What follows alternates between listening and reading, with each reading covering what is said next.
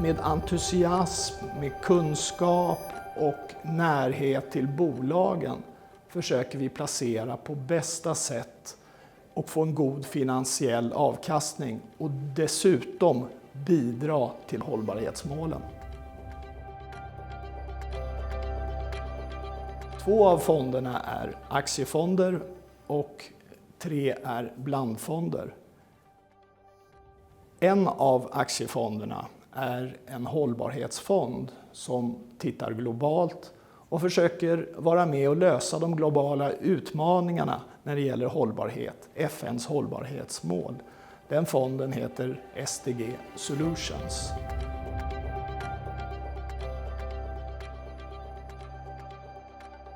SDG, det är FN:s globala mål för hållbar utveckling. Det är 17 mål som syftar till att skapa ett ökat välstånd för människor och för planeten. Bland annat genom att minska ojämlikheter, ge människor bättre förutsättningar, men också hantera klimatförändringen.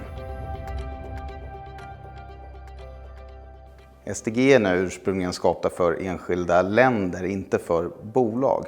Så varför är det intressant för oss på Espiria att investera i det här temat?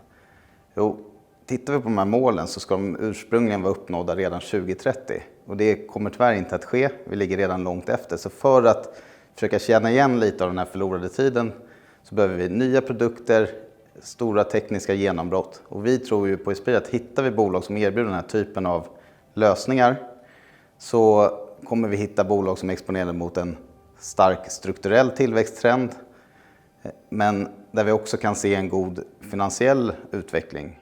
Vi vill ju vara med på den här resan där en produkt bidrar till en bättre framtid och där vi samtidigt får en god finansiell avkastning.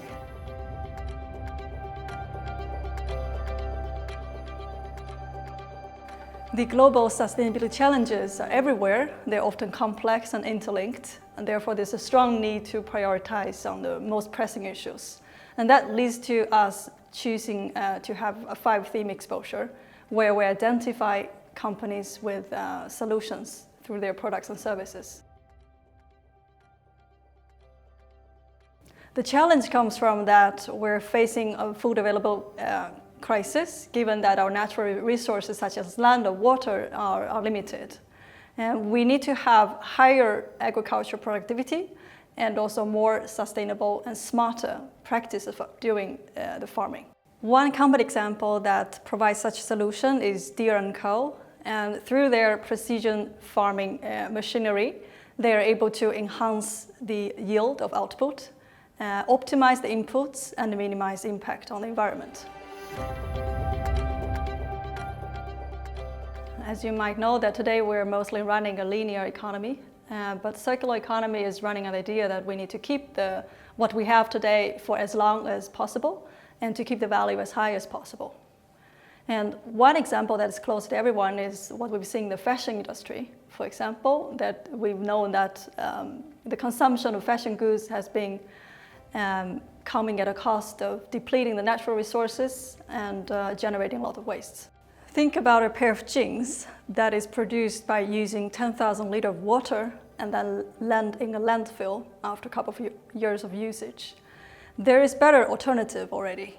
For example, a company called Renewal Cell provides alternative fiber that is 100% recycled. It's a better solution than producing clothes from, for example, organic cotton. It's even better than recycled polyester because many cases the polyester recycled are coming from reforming the larger pieces of plastic into microplastic that goes into the ocean in the end, which becomes invisible forever. Apart from the obvious healthcare challenges we're facing today, we're also looking at the challenges of having unequal global access of resources and services. Smaller and micro enterprises, for example, they're not as integrated into the market and value chain. One company that excels in addressing this challenge is called Etsy.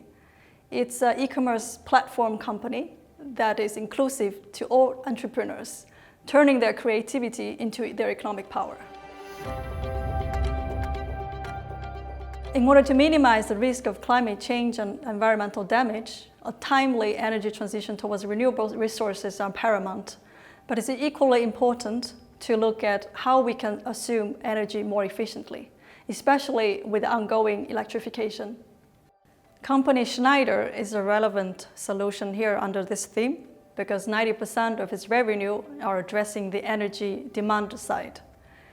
By offering products and services covering 4 markets, they're able to provide solutions to support electrification, digitalization, decarbonization, and decentralization.